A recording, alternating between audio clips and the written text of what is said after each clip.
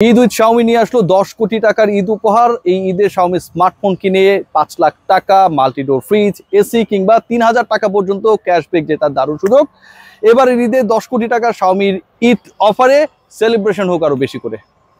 আসসালামু আলাইকুম, ওয়েলকাম করছি রিয়াসাদ আজিম। ভিন্ন ধর্ম মতাদর্শের যারা শুনছেন সবার প্রতি আন্তরিক কৃতজ্ঞতা। বাংলাদেশ ক্রিকেট বোর্ডে অবস্থান করছি এবং এই ক্রিকেট বোর্ড এই মুহূর্তে অনেকটা ট্রেন্ডের বাইরে, কারণ এখানে কোনো সান্ডা কিংবা কফিল কোনোটাই নেই।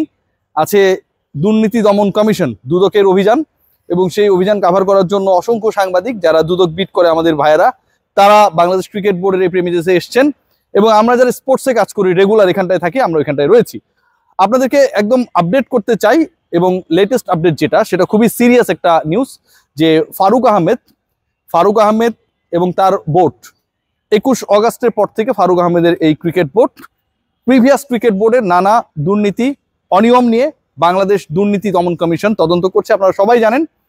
এবং ফারুক আহমেদের যে রানিং বোর্ড, এবং ফারুক আহমেদ ব্যক্তিগতভাবে নিজে এই তদন্তের বাইরে না। আজকে আমি প্রশ্ন করেছিলাম দুদকের সম্মানিত যিনি এখানটায় ছিলেন তার কাছে, এবং তিনি ব্যাপারটা খুব ক্লিয়ার করেছেন যে যে ঘটনাগুলো ঘটেছে, আর্থিক অনিয়ম, ফান্ড ট্রান্সফারের একটা ব্যাপার ঘটেছে, যেখানটায় হচ্ছে পোস্ট ফ্যাক্টর অ্যাপ্রুভাল নেওয়া হয়েছিল, আগে থেকে ক্রিকেট বোর্ডের ডাইরেক্টরদের জানানো হয় নাই। আমরা যতটুকু জানি যে এটা একটা প্রথা, আপনার যে ব্যাংক ডিপোজিট থাকবে সেটা হচ্ছে 50% সরকারি ব্যাংকে থাকতে হবে, বাকি 50% আপনি বিভিন্ন প্রাইভেট কমার্শিয়াল ব্যাংকে দিতে পারেন।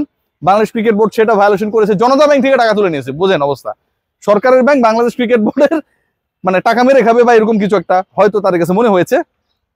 টেন্ডার ছাড়া কর্মকাণ্ড দিয়েছে বিভিন্ন জায়গায়, এবং বাংলাদেশ ক্রিকেট বোর্ড এই যে টেন্ডার ছাড়া কাজ করানোর চেষ্টা করেছে অন্তত দুটা কনসোর্টিয়ামের মাধ্যমে বা কোম্পানির মাধ্যমে, সেই ব্যাপারটা আমরা সবাই জানি। দৈনিক সমকাল, বাংলাদেশের ওয়ান অফ দ্য লিডিং ডেইলিস, সেই রিপোর্ট করেছে, এবং সেখানটায় দুটা পার্টিকুলার কোম্পানির নাম এসেছে। এই কোম্পানির কর্তা ব্যক্তিরা নানা সময় ফোন করেছে, ভাই নামগুলো বললেন না, আমরা এখানে ফাইসা গেছি, এই টাইপের একটা কথাবার্তা, আমি নামগুলো বললাম না আপনাদের শ্রদ্ধার্থে। এবং এর বাইরে ফারুক আহমেদ এমন কিছু কিছু কর্মকাণ্ড করেছেন।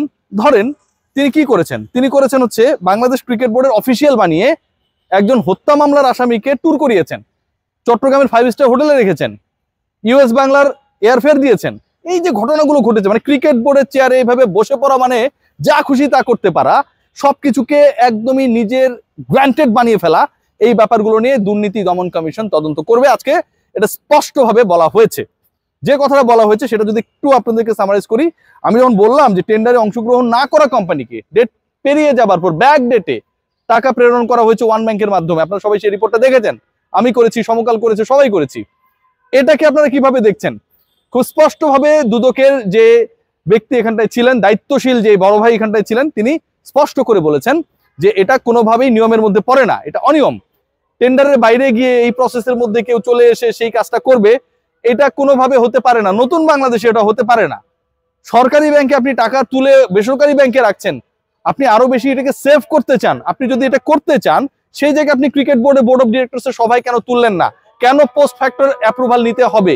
আপনি কেন আগে থেকে জানালেন না? বাংলাদেশ ক্রিকেট বোর্ডের এরকম একটা ধরেন এটাকে মহৎ উদ্যোগ, সরকারি ব্যাংকের টাকা তুলে আপনি মেঘনা ব্যাংকে, মধুমতি ব্যাংকে রেখে দিয়েছেন। কোন ডিরেক্টর বিরোধিতা করতে আমরা সেটাও জানতাম, ফারুক আহমেদ সেটা করেন নাই। তার মানে কি দাঁড়াচ্ছে? প ফর পাপন আর ফ ফর ফারুক। এই যে পতে পাপন ফতে ফারুক, দুজনেই মোটামুটি পর ফত কাছাকাছি, একই মুদ্রার এপিট ওপিট। দুর্নীতি দমন কমিশন তাদের উভয়ের কর্মকাণ্ড নিয়ে তদন্ত করতে চায়, এবং সেই তদন্তে টেন্ডারে অনিয়ম, ব্যাংক ট্রান্সফারের মতো যে মেগা ইস্যুগুলো উত্থাপিত হয়েছে, আলোচিত হয়েছে, এবং যে ইস্যুগুলো নিয়ে এই মুহূর্তে অনেক বেশি ডিসকাশন রয়েছে, সেটা তদন্ত হবে।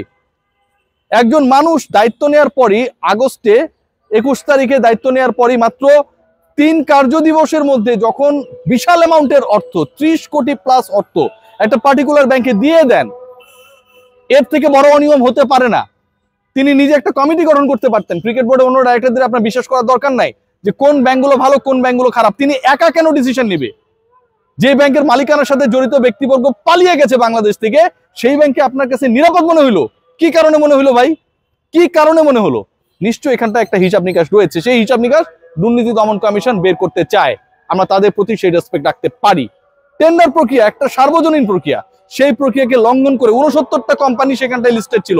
সেই 69টা কোম্পানি লিস্টেড থাকার পরেও বাকি যে 2 কোম্পানিকে কাজ দেওয়া হয়, যেভাবে ব্যাকডেটে টাকা নেওয়া হয়েছে এবং এনলিস্টমেন্টে ঢুকানো হয়েছে, এরকম বিশাল দুর্নীতির তদন্ত দুর্নীতি দমন কমিশন ডেফিনেটলি করবে, সেই অবস্থা আমরা দেখতে পেয়েছি। সো ওভারঅল যদি আমরা বলি, ফারুক আহমেদ মাইক্রোস্কোপের বাইরে না, তাকে নিয়েও দুর্নীতি দমন কমিশন তাদের তদন্ত, তাদের হিসাব নিকাশ, তাদের যে ইনভেস্টিগেশন সেটা চালাচ্ছে, সেটা চালাবে এবং সকল ধরনের দুর্নীতি উন্মোচন করবে বলে আমরা আশাবাদ ব্যক্ত করতে পারি।